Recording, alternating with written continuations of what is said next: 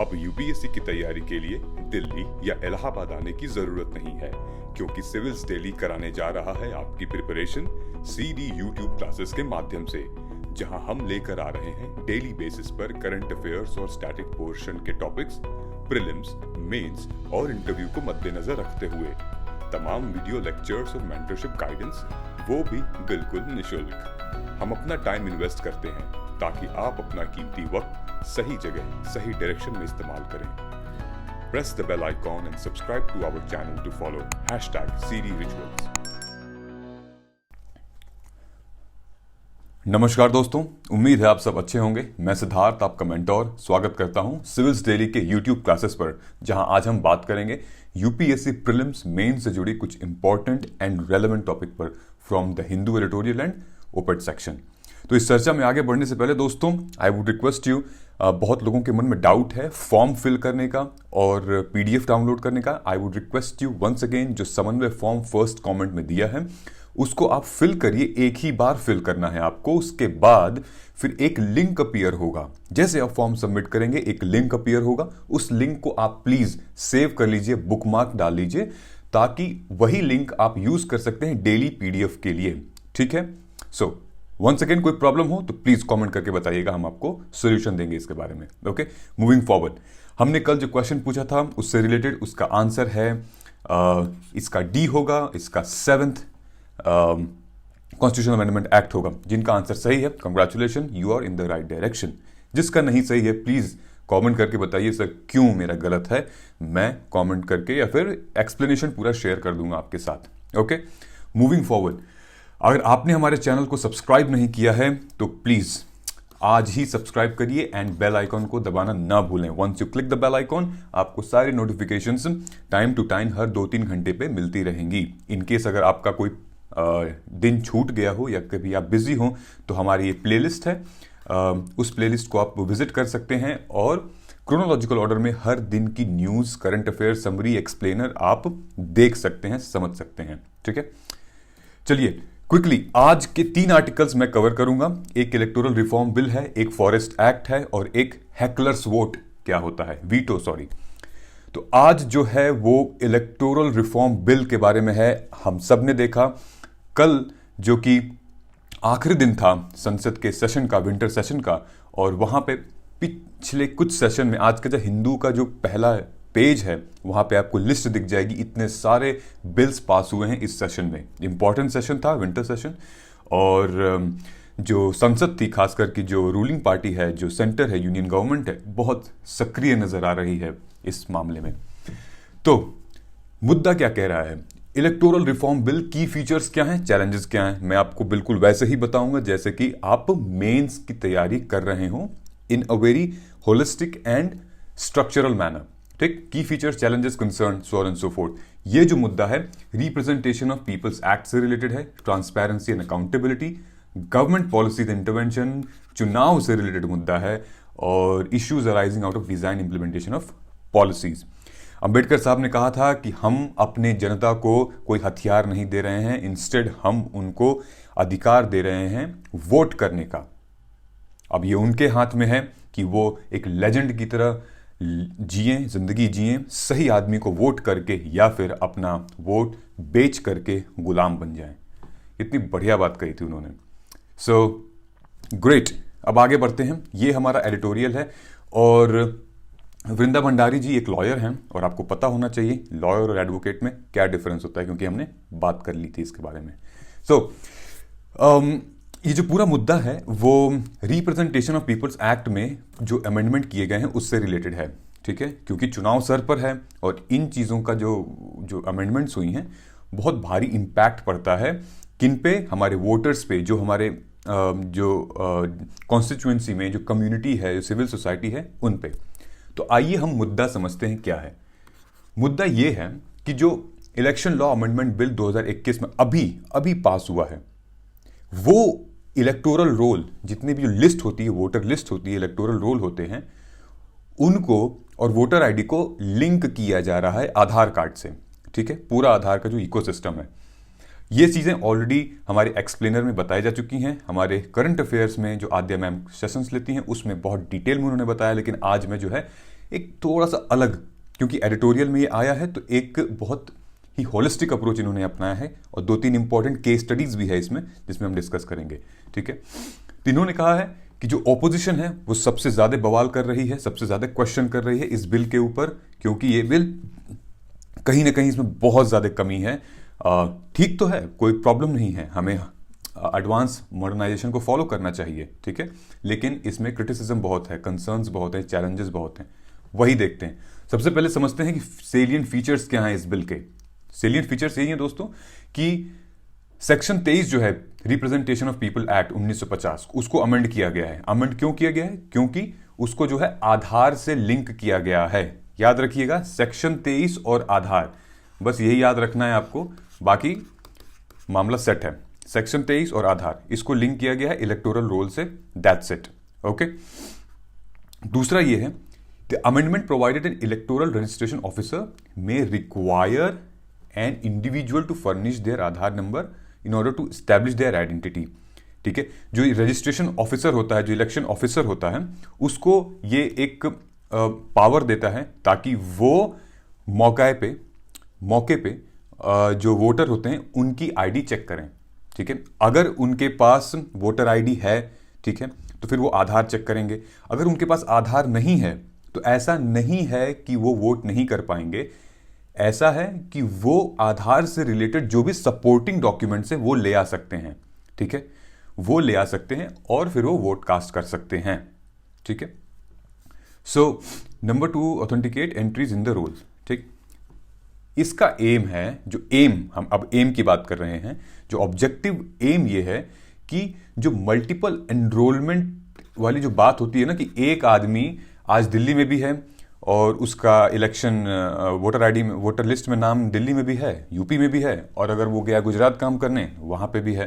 ठीक, इन चीजों से बचने के लिए गवर्नमेंट ने इसको इंट्रोड्यूस किया है। ठीक, this will help in stopping bogus voting and fraudulent votes. मेरा एक क्वेश्चन था आप लोगों से, यहां मैंने मेंशन किया है कि what is bogus voters in election, what is voice vote, what are electoral bonds, what are service voter. ये इंपॉर्टेंट प्रीलिम्स फैक्ट है दोस्तों। ठीक है, 1-2 वर्ड्स की वजह से ये बहुत ज्यादा इंपॉर्टेंट हो जाते हैं। इसको कमेंट करके बताइएगा ये चारों चीजें क्या होती हैं।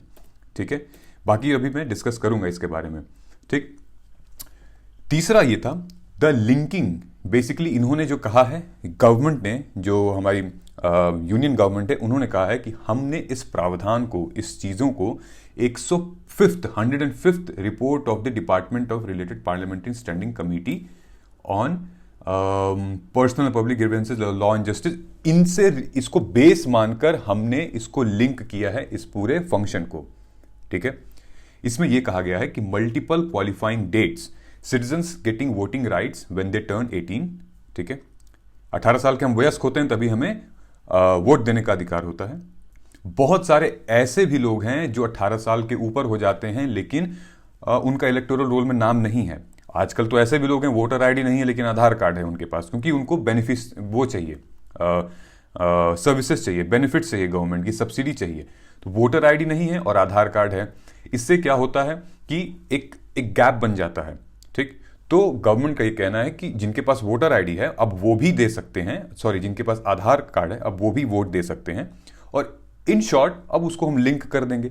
ठीक है, सो एक मामले में देखा जाए तो स्टेप ठीक है, लेकिन इसको वही चीज है ना कि इट्स लाइक आप क्या बोल रहे हो वो मायने नहीं रखता, लेकिन आप कैसे बोल रहे हो वो बहुत ज्यादा मायने रखता है। ठीक है, अकॉर्डिंग टू द बिल ये 4 महीने के हर पहले तारीख को, ये है जनवरी, ये इस टाइम पे ये क्वालिफिकेशन की जाएंगी ताकि इनका मर्ज हो सके। ठीक है, इन्होंने कहा है कि भैया जो सर्विस वोटर्स हैं, मैंने फिर से पूछा है आपसे कि सर्विस वोटर्स कौन होते हैं। ठीक है, जो सर्विस वोटर हैं उनमें स्पाउस का नाम रखा है वाइफ को चेंज करके, पहले वाइफ हुआ था अब स्पाउस होता है। ठीक है, एक जेंडर न्यूट्रलिटी की बात की है इन्होंने। आई डोंट नो क्या है ये इसका पूरा मतलब, लेकिन एक एस्पेक्ट लगा दिया, एक सोसाइटल एस्पेक्ट जोड़ दिया इसमें ताकि लोगों को बढ़िया लगे। ठीक है, नो डाउट इन दिस। ठीक, अब कंसर्न्स क्या हैं? देखिए, कंसर्न की जब हम बात करेंगे तो मुद्दा क्या था, राइट? मुद्दे पे हम देखिए, क्योंकि ऑपोजिशन जो है वो बवाल कर रही है। ठीक है, वोटर आईडी को आधार से लिंक कर रहे हैं, ठीक। कंसर्न अब इसमें यह आता है कि सबसे पहला तो यह है कि आधार जो खुद मैंडेटरी नहीं है, ठीक है, एक वॉलंटरी चीज है, आप बनवाएं ना बनवाएं आपके ऊपर है, ठीक। इसीलिए किसी के पास आज आधार है, आज नहीं है, ठीक। आधार एक प्योरली ऐसा डॉक्यूमेंट है जो एक रेसिडेंशियल प्रूफ है, it's not the proof of citizenship. ये सिटीजनशिप का प्रूफ नहीं है, लेकिन वोटर आईडी तो हमारा एक राइट टू वोट का प्रूफ है ना, ठीक है, सिटीजन होने का प्रूफ है, ठीक है। हम वयस्क हैं, हम चुनाव में, हम इलेक्शन में भाग ले सकते हैं, वोट दे सकते हैं, वो प्रूफ है। लेकिन ये तो सिर्फ एक रेसिडेंस का प्रूफ है, ठीक है। वो तो बिजली बिल भी हो सकता है, वो I mean water supply bill, ये सब भी हो सकते हैं ना, राइट। सो सुप्रीम कोर्ट का ही यहां कहना था कि the Aadhaar card scheme is pure voluntary, और फिर अब क्यों आप इस गेम को ले आ रहे हो? Aadhaar is not itself a mandatory thing. 2015 की बात है, ठीक। फियर ऑफ डिसएनफ्रेंचाइजमेंट, डिसएनफ्रेंचाइजमेंट मतलब कि वोट को रोकना, वोट, किसी भी आदमी का वोट के अधिकार को रोकना, ठीक है। इसके मामले में हम चलते हैं यहां पे केस स्टडी करने। ऐसा ही कुछ हुआ था 2015 में, जब मैंने यहां कहा सुप्रीम कोर्ट 2015, तो कुछ ऐसा ही हुआ था 2015 में, जब आंध्र प्रदेश और तेलंगाना ने कुछ ऐसे ही प्रोसेस फॉलो किया था कि आधार कार्ड को वोटर आईडी से लिंक कर दिया था। और रिजल्ट क्या हुआ कि लाखों वोटर्स वोट नहीं दे पाए जिनके पास आधार कार्ड नहीं था। और क्यों नहीं था आधार कार्ड? क्योंकि कहीं ना कहीं विलिंगली लोग डोर टू डोर वेरिफिकेशन नहीं करवाए, और जब डोर टू डोर वेरिफिकेशन नहीं हुई तो फिर आधार कार्ड लिंक कैसे होगा? और इस वजह से बहुत सारे वोटर्स जो हैं वो बेचारे वोट नहीं दे पाए इस इलेक्शन में। फिर क्या हुआ?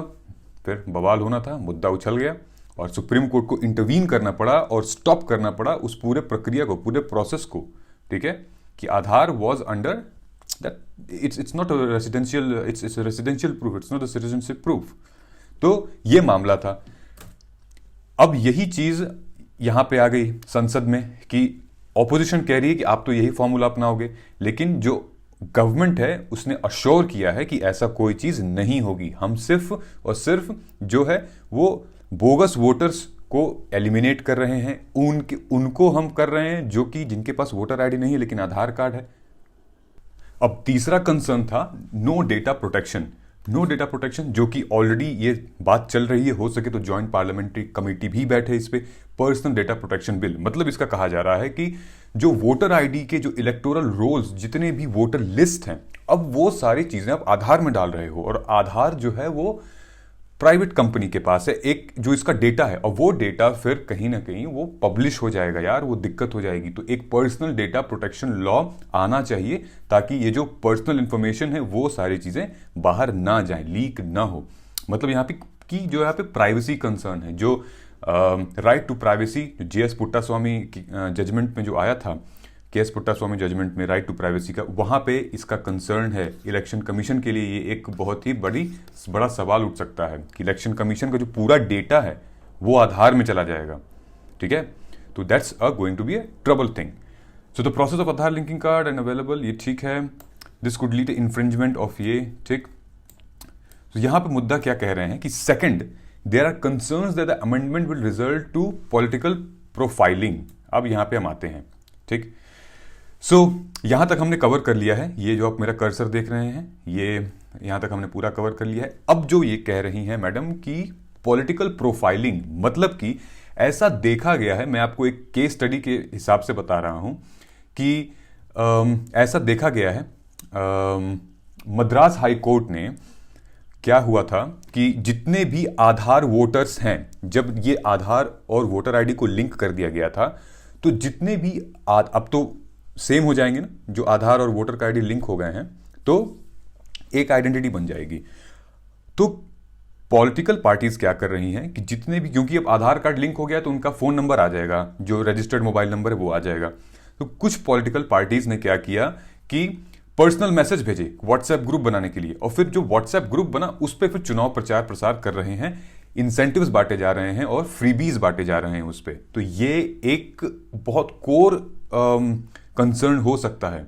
सो अगर आप आधार को वोटर आईडी से लिंक कर रहे हैं तो गवर्नमेंट जो रूलिंग पार्टी है, जो सरकार में है, जो सत्ता में है, कहीं उसका गलत फायदा ना इस्तेमाल कर ले, क्योंकि उनके पास सारे वोटर्स का कॉन्टैक्ट डिटेल आ जाएगा, और जब कॉन्टैक्ट डिटेल आ जाएगा तो पूरे इंडिया में जितने वोटर्स हैं उनके पास कॉन्टैक्ट डिटेल आ जाएगा उनका, और फिर वो अपने हिसाब से मैसेज भेज के उनको एक अलग से व्हाट्सएप ग्रुप बनवा के या फिर कोई भी अलग चैनल बना के उस पर मैसेज भेजवा सकते हैं, और फिर कोई भी स्कीम्स, सब्सिडी वगैरह, ये सारी चीजें। लेकिन गवर्नमेंट का इस पे तर्क, जो सरकार का तर्क है यहाँ पे, उन्होंने ये कहा है कि जब हम लिंक कर रहे हैं आधार कार्ड को वोटर आईडी से, तो हमें ये पता रहेगा कि कौन सा जो है हमारा सिटीजन है वो स्कीम्स ले रहा है कि नहीं, जो सब्सिडीज ले रहा है या नहीं। तो based on the people who are taking a lot of subsidies, उनके ऊपर फिर हम पॉलिसी इंप्लीमेंट कर सकते हैं। बहुत अच्छा तर्क डाला है उन्होंने, ठीक है। आई होप आप ये समझ रहे होंगे, इसीलिए ये पॉलिटिकल प्रोफाइलिंग वाला मुद्दा सामने आया, ठीक है। सो गवर्नमेंट का स्टैंड, ऑफ कोर्स, जो मैंने डिस्कस किया वो यही है कि वॉलंटरी लिंकिंग ऑफ डेटाबेस, ठीक है, वो इसलिए किए हैं क्योंकि आधार एंड डेटाबेस जो है वॉलंटरी रहेगा, जिसका मन होगा वही देगा, जिसका नहीं होगा वो नहीं देगा, लिंक नहीं कराएगा, अपना डॉक्यूमेंट नहीं देगा, ठीक है। लेकिन डॉक्यूमेंट को सपोर्ट करने के लिए वो कुछ फाइल्स लेके आएगा। नो रिस्क ऑफ डिसइनफ्रेंचाइजमेंट, इन्होंने कहा, इन्होंने अश्योरेंस दी है कि किसी भी सिटीजन को हम वोट करने से नहीं रोकेंगे, और ना ही किसी भी मौके पे हम उसका नाम वोटर लिस्ट से हटाएंगे। इसमें एक चीज बात यह है कि अगर ये लोग वोटर आईडी से नाम हटाते भी हैं तो इस लॉ में कहीं कोई प्रोविजन नहीं, इस लॉ की मैं बात कर रहा हूं, इस बिल में कहीं कोई प्रोविजन नहीं है कि वो उस पर लीगल एक्शन ले सके, ठीक है। हालांकि आप अलग से राइट टू वोट का फंडामेंटल राइट है हमारा, उसके आप सुप्रीम कोर्ट में जा सकते हो, लेकिन इस बिल में कहीं कोई ऐसा प्रोविजन नहीं है। तो क्या करना चाहिए? Need way forward, need a comprehensive legislation and error free electoral poll and fair election होना चाहिए। Government should come up with comprehensive bill and in the parliament. Need for more clarifications, ठीक है, लिंक और database and all, और एक data security, data protection act भी होना चाहिए इससे रिलेटेड। ओके, सो ये हमारे क्वेश्चंस हैं, और ये है आप इसको देख सकते हैं, ये हमारा असर्शन और रीजन का क्वेश्चन है। I would request you guys to kindly comment, आप सोच समझ के इसको जवाब दीजिएगा, फिर हम कल डिस्कस करेंगे इसका सही आंसर क्या होगा। ओके, आप पॉज करके इसको देख सकते हैं। नाउ प्रीलिम्स फैक्ट जो है, वॉइस वोट, ये सारी चीजें आप प्लीज शेयर करिएगा हमसे। ओके, नाउ नेक्स्ट जो हमारा आर्टिकल है वो है फॉरेस्ट राइट एक्ट के ऊपर। सेलियंट फीचर्स क्या हैं, चैलेंजेस क्या हैं इसके, ये जीएस पेपर 2 का टॉपिक है। Issues related to development, SC ST and management of social sector and services, judgment in cases, काफी चीज है, बहुत जबरदस्त आर्टिकल इन्होंने मेंशन किया है। तो ये है वो आर्टिकल जहां पे जो ऑथर हैं वो बहुत डिटेल में the forest right act has been mentioned here, ठीक। सो कोई नया मुद्दा नहीं है, 2006 से ये चला आ रहा है, लेकिन इसमें जो नया एंगल है वो हम देखेंगे, ठीक है। तो मुद्दा ये है कि forest right act have been in existence पिछले 15 सालों से, जैसा कि मैंने कहा, लेकिन 30 अप्रैल को 2020 में मिनिस्ट्री ऑफ ट्राइबल अफेयर्स ने लगभग 42 लाख क्लेम जो फॉर्म होते हैं वो रिसीव किए from individual and community, tribal community से। 42 लाख फॉर्म, समझ रहे हैं आप, मतलब 42 लाख क्लेम्स, इतने ट्राइबल पॉपुलेशन जो अफेक्ट हो रही है इन चीजों से, out of which the titles were distributed to 46% of the applicant. अब टाइटल्स क्या है हम आगे समझेंगे अभी, ठीक है। ऑल्सो इन 2006 जो रिव्यू पिटिशन के हिसाब से लगभग 1200 ट्राइबल्स थे जिन्होंने अपना फॉरेस्ट लैंड के ऊपर क्लेम किया था under scheduled tribes and other forest developer, जो फॉरेस्ट राइट एक्ट अभी हम वो समझेंगे, उसको रिजेक्ट कर दिया था मैसूर की अथॉरिटीज ने, लोकल अथॉरिटीज ने, ठीक है। तो इस वजह से चीजें फिर बहुत सारे पाइल्ड अप होती गई, और पाइल्ड अप होते होते होते होते आज 42 लाख केसेस हैं, 42.5 लाख केसेस हैं जिनको सुप्रीम कोर्ट में जो मिनिस्ट्री ऑफ ट्राइबल अफेयर्स में पेंडिंग है, ठीक। आइए इसका बैकग्राउंड जानते हैं। The large number of people, specially कहाँ के हैं ये लोग, शेड्यूल्ड ट्राइब्स हैं, they have lived in and around the forest in a symbiotic relation, ठीक है। ये बेचारे, ये लोग यहीं रहते हैं और यहीं पे अपना जीवन पे गुजर बसर करते हैं। इनके रहन सहन के तौर तरीकों से आप, सरकार या हम छेड़छाड़ नहीं करना चाहिए। ठीक है, इनका रहन सहन तरीका बिल्कुल ही अलग है, बिल्कुल नेचर से, एनवायरनमेंट से और लैंड से बहुत जुड़े हुए हैं ये। लेकिन हम क्या कर रहे हैं, कहीं या तो हम सही से एडमिनिस्ट्रेशन नहीं कर पा रहे हैं, नहीं तो जो प्राइवेट कंपनीज हैं वो सस्ते ज़मीन के का लालच में वो आके यहाँ पे इम्प्लीमेंट करती हैं, कंस्ट्रक्शन करती हैं। और तीसरा, हम इनको अपना वोटर समझते हैं, ठीक है, लेकिन अपना सिटीजन नहीं समझते। इन दोनों में बहुत फ़र्क है। वोटर मतलब कि जब ज़रूरत पड़ती है तभी हम आते हैं इनके यहाँ। सिटीज़न मतलब कि ये हमेशा से रहे हैं लेकिन हम इनका कभी देखभाल अच्छे तरीके से नहीं कर पाए हैं। ठीक, so during the colonial time the focus shifted from the forest being used as a resource for sustenance from local community to commercial. समझ रहे हैं आप कि जहाँ एक रिसोर्स था सस्टेनेबल के लिए, सस्टेनेंस के लिए एक रिसोर्स इन लोगों का ये पूरा एरिया था, कॉलोनियल टाइम में वहीं पे कमर्शियल इंटरेस्ट के लिए चीज़ें जुड़ती गईं। ठीक, किसके लिए? Development of land and agriculture. ठीक, और भी कई सारी चीज़ें थी जहाँ पे मेंशन किया हुआ था।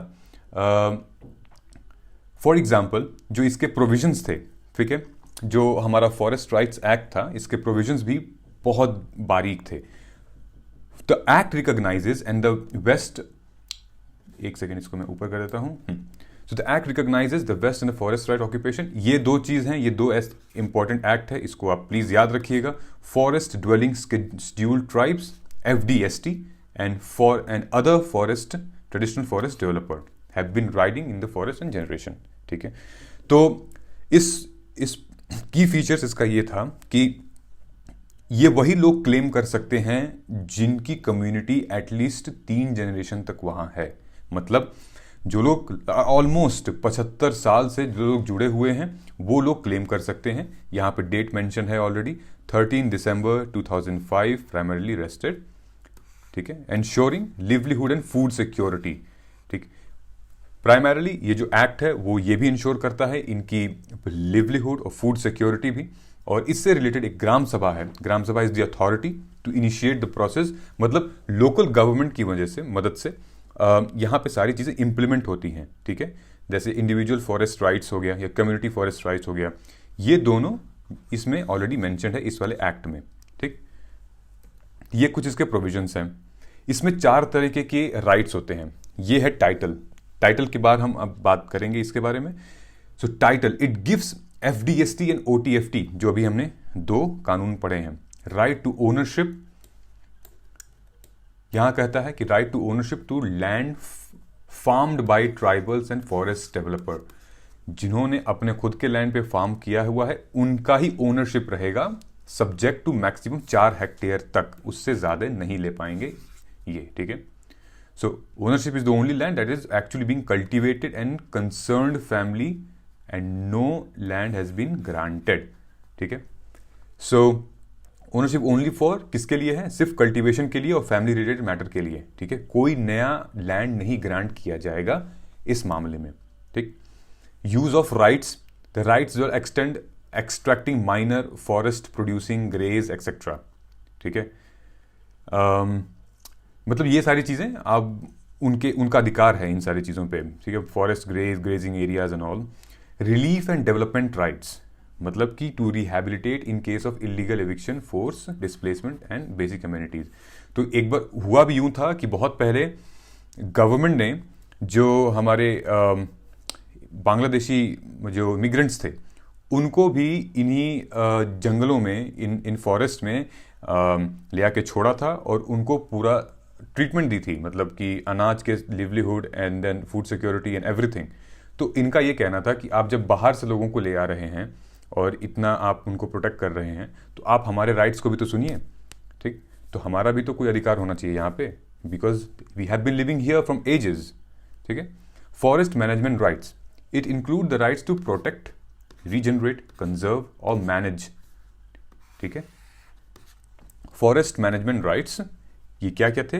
ये protect, regenerate, conserve, to manage and forest resources they have been traditionally protecting. ठीक, अब इसमें चैलेंजेस क्या क्या हैं? Challenges, administrative apathy. Administrative apathy में क्या होता है कि जो हमारी ब्यूरोक्रेसी है, ब्यूरोक्रेसी इफेक्टिव नहीं हो पाती है यहाँ पे, ठीक है। बहुत सारे लोग कहीं ना कहीं वोट बैंक के चक्कर में आते हैं यहाँ पे और फिर उसके बाद चले जाते हैं। There has not been any further new developments here, ठीक। लैक ऑफ अवेयरनेस किस चीज़ की है? लैक ऑफ अवेयरनेस है जो नए पॉलिसीज़ की, सब्सिडीज़ की इम्प्लीमेंटेशन की, किसको? ट्राइबल्स एरियाज़ को भी, ट्राइबल्स को भी, और जो लोअर ऑफिशियल्स हैं उनको भी, ठीक है। इंस्टीट्यूशनल रोड ब्लॉक्स, जब हम इंस्टीट्यूशनल रोड ब्लॉक्स की बात करेंगे तो यहाँ पे बहुत सारे ऐसे प्रोविजंस आते हैं, जैसे ये ग्राम सभा हो गई। ग्राम सभा को अपडेट नहीं है, अप टू डेट इंफॉर्मेशन नहीं है कि क्या चल रहा है, क्या पॉलिसीज आई हैं and how they should react in this situation. तो अभी यहाँ पे मैंने लिखा है refer to the newspaper highlights, हम यहाँ चलते हैं, ठीक है। So the claim did not protest anticipating that whatever titles they have received could be taken back by the authorities। इनको ये लगता है कि जो भी लैंड हमारे पास है, इनको ये डर है, भय है कि जो भी लैंड हमारे पास है, अगर हम और डिमांड करेंगे, जो कि हमारा था, और डिमांड करेंगे तो जो हमारे पास है वो भी छिन जाएगा इन लोगों से। सो रिलक्टेंट हैं ये लोग जाने में केस फाइल करने में, ठीक है। लेकिन हाँ, जब एक कम्युनिटी बन के, एकमात्र होके, एक समुदाय बन के ये जब जाते हैं तब इनकी सुनवाई अच्छे से होती है, ठीक है। कुछ एनजीओज का इसमें बहुत बड़ा रोल है। कुछ एनजीओज ने ये पाया है कि जो कम्युनिटी, जो ट्राइबल कम्युनिटी हल्के से अर्बन एरियाज में, हल्का जो अर्बन एरिया टच कर रहा है, बहुत कोर ट्राइबल रिमोट एरिया नहीं, जो कि हल्का सा urban, rural urban area touch कर रहा है, उन लोगों को कन्विंस करने में बहुत ईजी होता है। तो जो एनजीओज हैं वो जो इस लॉ के, इस एक्ट के जो बेनिफिशियरीज हैं उनको अवेयर करती है, समझाती है और स्टेप बाय स्टेप उनको अपना अधिकार, हक दिलाती है और वो समझते हैं, ठीक है। लेकिन ऐसा देखा गया है गुजरात में ही। लेकिन जैसे स्टेट्स हैं, छत्तीसगढ़ हो गया, झारखंड हो गया, जहां पे इंसर्जेंसी बहुत ज़्यादा है, मतलब कि रिमोट एरियाज में, वहां पे लोग समझते नहीं है, वहां पे लोग बहुत मुश्किल से समझ पाते हैं चीज़ों को, ठीक है। तो एनजीओज के लिए भी बहुत प्रॉब्लम होती है रिमोट एरियाज में जाने के लिए, क्योंकि बहुत हाईली सेंसिटिव एरिया होता है, ठीक। और दूसरी सबसे बड़ी बात यह है दोस्तों कि अगर आप इन ट्राइबल्स को, अगर आप इनको इनका अधिकार नहीं देंगे तो एक टाइम पे फिर से नक्सलिज्म पैदा होगा। और नक्सलिज्म ऐसे ही तो पैदा हुआ था कि उनको लैंड थी उनके पास, लेकिन वो लैंडलेस हो गए। क्यों? क्योंकि हमारी कुछ पॉलिसीज थी और कुछ लोगों ने कैप्चर कर लिया, इसी वजह से वो रिबेल करना शुरू कर दिए, ठीक है। नक्सलिज्म और इंसर्जेंसी में सबसे बड़ा जो कॉमन फैक्टर है दोस्तों, वो ये है कि लोकल सपोर्ट बहुत मिलता है। और ये बहुत बड़ा एग्जाम्पल मैं आपको दे रहा हूं, लोकल सपोर्ट नक्सलिज्म में और इंसर्जेंसी में बहुत ज्यादा होता है, ठीक है, क्योंकि कॉमन इंटरेस्ट सेम होता है उनका, ठीक है, सबके साथ वो हुआ होता है, एक कम्युनिटी के साथ हुआ होता है, ठीक। लेकिन जो एनजीओज हैं वो बेचारे मदद करते हैं इन सिचुएशन में। जैसे कुछ पॉलिसीज आई थी गवर्नमेंट की, जैसे दीनदयाल उपाध्याय ग्राम ज्योति योजना, जनानी शिशु सुरक्षा कार्यक्रम, जहां पे ये जो आपने देख रहे हैं आपके स्क्रीन पे, ये पूरा योजनाएं मेंशन्ड है, ठीक है। इन सारी चीज़ों को इम्प्लीमेंट करते हैं वो, हाँ। लेकिन जो रिमोट एरियाज हैं वहां पे जाने से डरते हैं। क्यों? क्योंकि सेंसिटिव एरिया है, जान को खतरा हो सकता है, ठीक। एक बड़ा और एंगल निकल के आता है यहाँ पे, डिक्लाइनिंग प्रोड्यूस एंड लिवलीहुड। ऐसा देखा गया है कि छत्तीसगढ़ में बहुत सारे ऐसे विलेजेस हैं जिनकी अर्निंग्स कम हो गई है। क्यों कम हो गई है? क्योंकि जो कलेक्शन है, जो पत्ते वो उठाते हैं, जो पट्टे बेचते हैं वो सिगार के लिए, टोबैको कंपनीज को, या फिर और भी अन्य छोटे मोटे जो काम हैं, उनमें जो लेबर की कॉस्ट है वो कमी हो गई है। क्यों कमी हो गई है? क्योंकि बिहार से, यूपी से, जहां पे भी एम्प्लॉयमेंट अच्छी नहीं है लेबर को रिलेटेड, एक नॉन अनस्किल्ड वर्कर्स, ये लोग इन ट्राइबल एरियाज में जाते हैं और फिर एक छोटे दाम पे, कम दाम पे काम करना शुरू कर देते हैं। इससे क्या होता है, एक पुअर मार्केट स्टार्ट हो जाती है और कहीं ना कहीं जो ये लोग जो यहाँ के मूल निवासी थे उनको लो वेजेस की एक्सप्लॉयटेशन झेलनी पड़ती है, ठीक है, लोकल लीडर से, मिडिल मैन से। तो एक सॉलिड रीजन बन सकता है, ठीक। दूसरी चीज ये है, चूंकि कुछ एरियाज जो ट्राइबल जहां रह रहे हैं वो कहीं ना कहीं स्लोप पे है, ठीक है, या फिर नदी किनारे है, ठीक। तो किसी XYZ फैक्टर्स की वजह से, फॉर एग्जाम्पल बारिश, ये लोग बारिश पे ज़्यादा डिपेंड करते हैं, इनके पास उतना पैसा रुपया नहीं है कि वो इन्वेस्ट कर सकें, सब्सिडी पहुंच ही नहीं पाती है, तो इनके यहाँ कहाँ से खरीदेंगे, तो बारिश पे ये डिपेंड रहते हैं। बारिश नहीं होगी तो लैंड फर्टाइल नहीं होगी, और लैंड फर्टाइल नहीं होगी तो इनके जो क्रॉप्स हैं वो पुअर होंगे, और फिर it will eventually lead to a malnutrition, और ढेर सारे जो सोशल इश्यूज होते हैं वो सारी चीज़ें होने लगेंगी। और इस वजह से क्या होता है, ये बेचारे जो है वो माइग्रेट करते हैं दूसरी जगह, दूसरे कंस्ट्रक्शन जगह पे काम करने के लिए। तो ऐसे क्या होता है, जब ये माइग्रेट करते हैं दूसरी जगह पे तो एक अर्बन टच आने लगता है इनके में।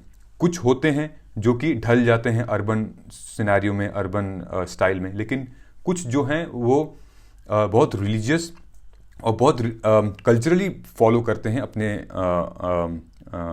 डेली एक्टिविटीज़ को, इन्वायरमेंट से रिलेटेड बहुत ही लगे जुड़े होते हैं, वो नहीं जा पाते हैं। उनको बदलना बहुत मुश्किल है और जायज़ भी है, क्योंकि उनको नहीं मॉडर्नाइजेशन की तरफ बढ़ना है। यहाँ पे एक प्रॉब्लम आती है फर्टिलिटी की, राइट, कि वहाँ लैंड फर्टाइल नहीं है और इस वजह से बहुत सारी चीज़ें इम्प्लीमेंट होती हैं। तो एक तरीके का ये एक साइकोलॉजिकल बूस्ट भी है और एक साइकोलॉजिकल प्रेशर भी है, ठीक। तो एनजीओ जो है वो ये कह रही है कि भाई आप हॉर्टिकल्चर प्रैक्टिस प्रमोट करिए, मतलब कि जैसे बैम्बू शूट्स हो गए, एलोवेरा हो गया, इनकी प्लांटेशन को प्रमोट करिए, ठीक। जैसे कि केरला में हुआ, केरला में यही हुआ कि क्वालिटी ऑफ एजुकेशन बढ़ाई गई लोगों की, और देखिए फिर वहाँ के जो ट्राइबल एरिया है, वहाँ की जो रिमोट एरियाज है, एक से एक प्रोडक्ट निकल के सामने आता है आपके सामने, ओके।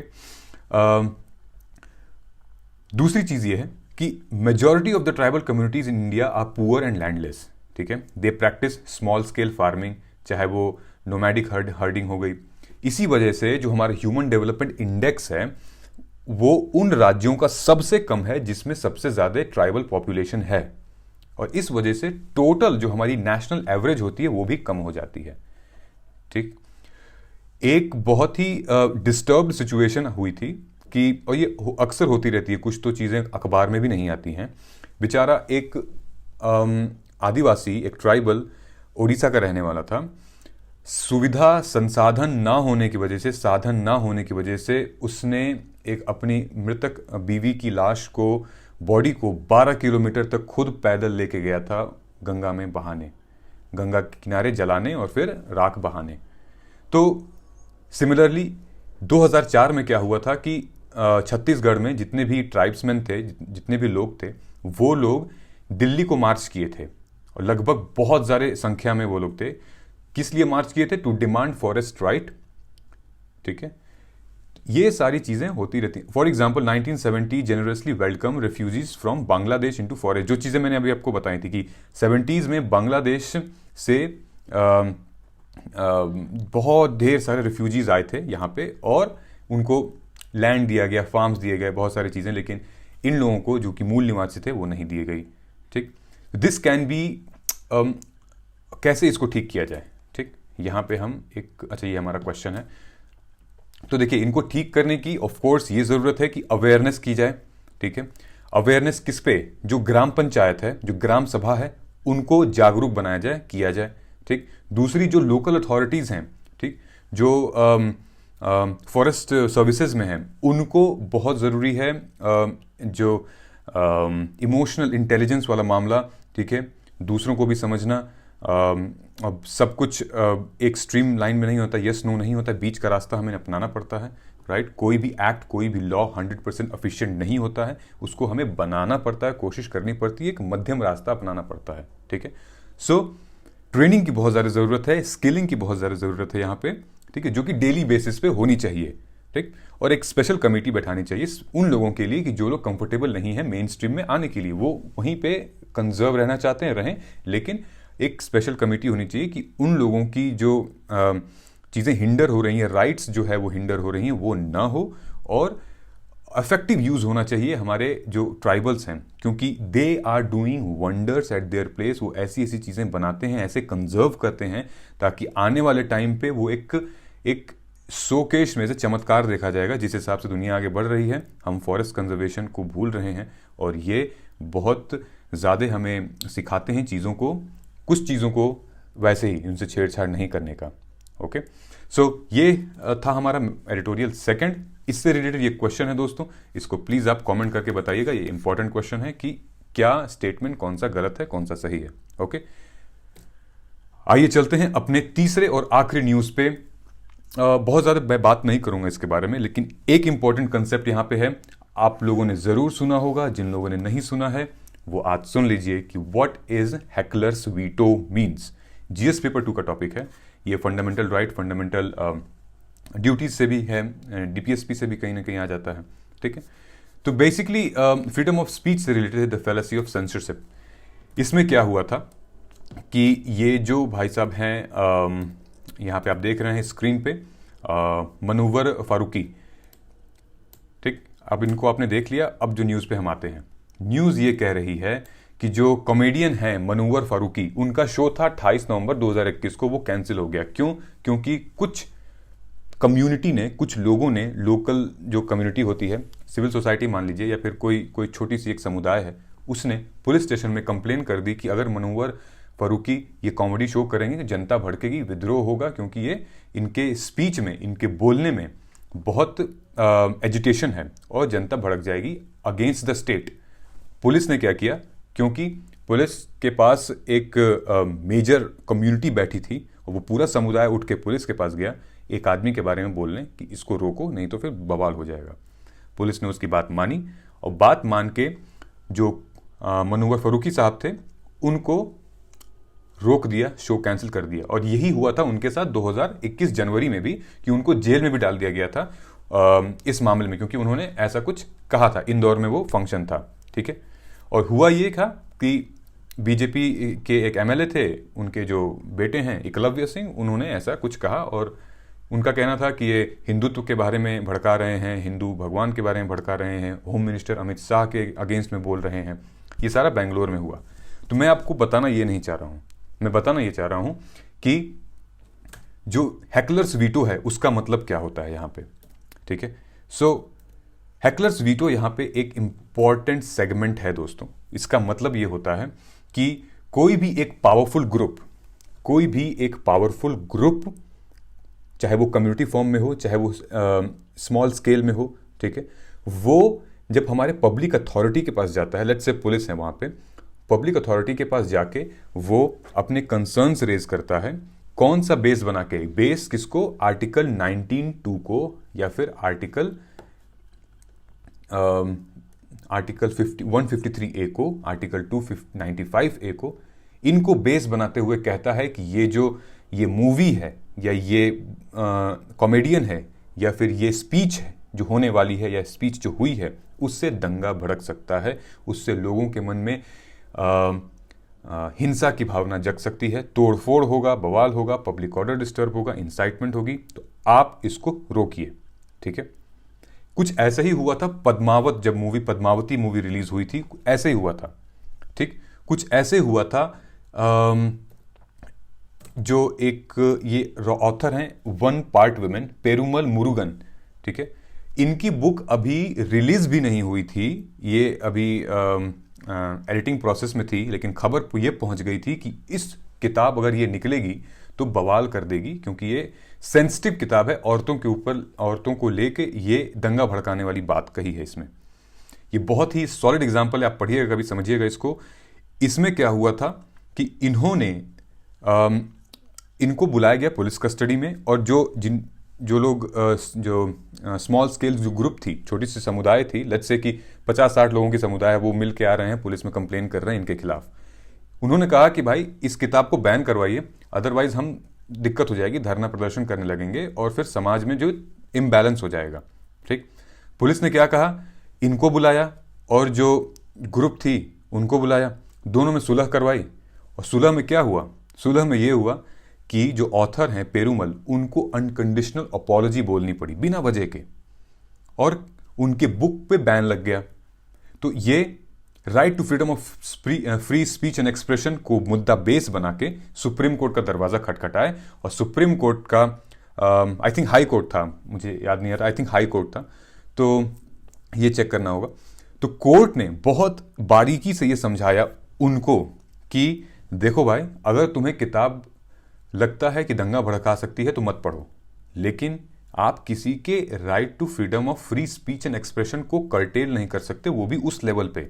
और इनफैक्ट पुलिस प्रशासन को भी वहाँ पे फटकार लगाई थी कि आप रिप्रेजेंटेटिव हैं गवर्नमेंट के, आप रिप्रेजेंटेटिव हैं वहाँ के लोकल बॉडीज़ के, सरकार के, तो आपको इन मामलों में फैसला सुनाने से पहले 10 बार सोचना चाहिए। ठीक है, ये ज़रूरी नहीं कि जो लोग ग्रुप में आके बोलें किसी के खिलाफ वो लोग सही बोल रहे हैं।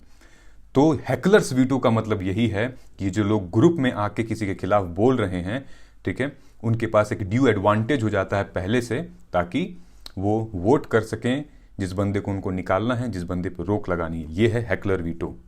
ठीक है, तो ये जो मनोवर फारूकी हैं, इनका हैकलर वीटो वाला मामला ही हुआ था, पद्मावत के साथ भी हुआ था, और जो पेरुमल मुरुगन है इनके साथ ही हुआ था। इन सब के जो केसेस थे वो एक ही कॉमन थे, एक ही बेस पे थे। ठीक है, तो और ये लोग जो हैं हैकलर्स वीटो, वो किसको बेस बनाते हैं, किस आर्टिकल को? आर्टिकल 19(2) जो कि परमिट करता है स्टेट को किसी भी लॉ को इंप्लीमेंट करने के लिए, अगर रीजनेबल रिस्ट्रिक्शन की बात करता है, on the right of free speech and expression, ठीक है, public order incitement. And then जो आर्टिकल हमारा 153 है, प्रमोट्स एनिमिटी बिटवीन टू, यही बेस बनाते हैं ये, और फिर कंप्लेन कर देते हैं दूसरी पार्टी के खिलाफ। ठीक, तो ये जो मामला है, ये आप देख रहे हैं मेरा कर्सर, यहाँ पे ये पूरा शैडो बैन, इनफैक्ट एक ये पॉपुलर केस भी हुआ था, Indibility creative private limited versus government of Bengal. यहाँ पे पूरा केस चला था जिसको शैडो बैन के नाम से जाना गया। यहाँ पे भी यही चीज़ हुई थी, मूवी को बैन कर दिया गया था, लेकिन फिर जब कोर्ट में बात गई तो उसको फिर लीगलाइज किया गया, उसको रिव्यू किया गया। ठीक, so even if a court of law overturns such a ban, the prospect of pre-trial incarceration and the lengthy trial are sufficient disincentive। मतलब कहना यह है कि अगर ये बैन हट भी जाता है, लेकिन उसकी जो प्रोसेस होती है वो बहुत ज़्यादा ही लेंदी होती है, इनसफिशियंट होती है, बहुत दिक्कत होती है उसमें। ठीक है, सो आई थिंक ये था राइट। सो आज था कंप्लीट एडिटोरियल एनालिसिस, 3 हमने इंपॉर्टेंट न्यूज़ कवर की है, और इससे रिलेटेड जो भी क्वेश्चंस पूछे गए हैं दोस्तों, प्लीज़ कमेंट करके बताइएगा। और हमारा जो डेली यूट्यूब क्लासेस होती हैं, प्लीज़ इसको मिस ना करें, स्किप ना करें। इनकेस आप स्किप भी कर रहे हैं तो क्रोनोलॉजिकल ऑर्डर में हमारे प्लेलिस्ट में मेंशन है, आप वहाँ से देख सकते हैं। Okay, so please do not forget to like, subscribe and share करना बहुत इंपॉर्टेंट है, अपने मित्रों के साथ करिए। ठीक है, मुद्दा अगर इंपॉर्टेंट लग रहा है तो आगे शेयर करिए, व्हाट्सएप ग्रुप में शेयर कर सकते हैं, आप टेलीग्राम पे शेयर कर सकते हैं। And please do not forget to press the bell icon. जब बेल आइकॉन दबाएंगे तभी तो पता चलेगा कि हमारा नेक्स्ट सेशन, नेक्स्ट क्लास कौन सी है। ठीक है, सो मिलते हैं अगले एनालिसिस में, तब तक के लिए ध्यान रखिए अपना। जय हिंद, जय भारत।